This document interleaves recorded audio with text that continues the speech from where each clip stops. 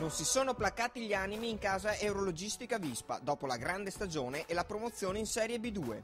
A più di un mese dalla festa per l'approdo matematico nei campionati nazionali, torniamo a rivivere quelle emozioni, provando a capire quale sarà la formazione della prossima stagione. Sì, l'anno scorso siamo ripartiti da un ciclo, abbiamo voltato pagina dopo la retrocessione, abbiamo programmato un gruppo per un biennio per cui le ragazze che sono arrivate per fare la C quest'anno e per programmarle anche già in proiezione futura. Difatti gran parte di questo gruppo è già un'ossatura per una B2. Ed oltre a dirlo i dirigenti, sono le ragazze stesse a confermarlo.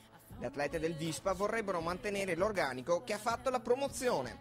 Ma per il prossimo anno io spero che alla fin fine il gruppo rimanga questo, magari con qualche innesto, però insomma siamo talmente bene insieme che sarebbe un peccato. La soddisfazione per la promozione è stata molta e così Chiara Marcato, atleta storica in casa Vispa, aveva descritto la società. È una società che ha lavorato molto per riuscire a formare questa squadra e che ci ha sempre creduto nonostante alcune sconfitte e ci ha messo il cuore, la forza e tutta la buona volontà per raggiungere questo traguardo. La promozione in B2 del Vispa è stata ottenuta con una squadra di altissimo livello, di categoria sicuramente superiore. Sì, è vero, però devo dire che comunque non è facile, nel senso mantenere tutto l'anno il primato in classifica e poi comunque contare su un sestetto forte e su delle giovani che hanno dimostrato di poter stare in campo, tipo Marta, Elena come libero, che comunque è il primo anno che fa il libero effettivamente.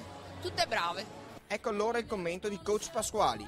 Pausa per il momento, ma poi tutti al lavoro, perché il Vispa vuole fare la B2 e vuole farla con grandi obiettivi. Ci prendiamo un attimo di pausa, un attimo di riflessione, ma comunque il gruppo è buono, è una squadra molto futuribile, quindi bisognerà fare un po' di calcoli, un po' di conti, vedere anche le ragazze, la disponibilità delle ragazze, ma io mi sentirei di confermare in toto la squadra. Poi chiaro, qualche aggiustamento bisognerà farlo per la categoria, però insomma nel complesso partiamo già con un piede avanti, ecco. Tante atlete esperte in squadra, ma anche giovani che a causa di qualche infortunio a giocatrici titolari hanno trovato grande spazio nel campionato di Serie C. Mi piacerebbe restare, ovviamente non pretendo di giocare perché ovviamente sarà di nuovo una serie che non ho mai fatta, però sarei molto contenta di fare parte ancora, della squadra. Si vedrà, insomma. Staremo a vedere dunque cosa farà il Vispa per la prossima stagione di B2. È chiaro che il progetto e l'assetto di squadra sono partiti dal campionato di Serie C appena concluso. Noi abbiamo fatto un progetto l'anno scorso, pensavamo già al futuro, abbiamo dato un'ossatura alla squadra già per la Serie B, anche se comunque probabilmente qualche innesto dovremo ritoccarlo ancora per il prossimo anno, per il prossimo campionato, però eravamo consci di questo. L'Eurologistica si è distinta quest'anno per l'organizzazione di eventi provinciali e regionali al Palasport di Villatora e ha imbastito una collaborazione importante con la Juvenilia di Padova, che schiera anch'essa la prima squadra, denominata Destro Roberto Reidi, in B2. Dobbiamo ancora studiare bene il percorso da fare assieme. È certo che il sodalizio ci sarà sicuramente, collaboreremo ancora come quest'anno con vari atlete sia loro che nostre.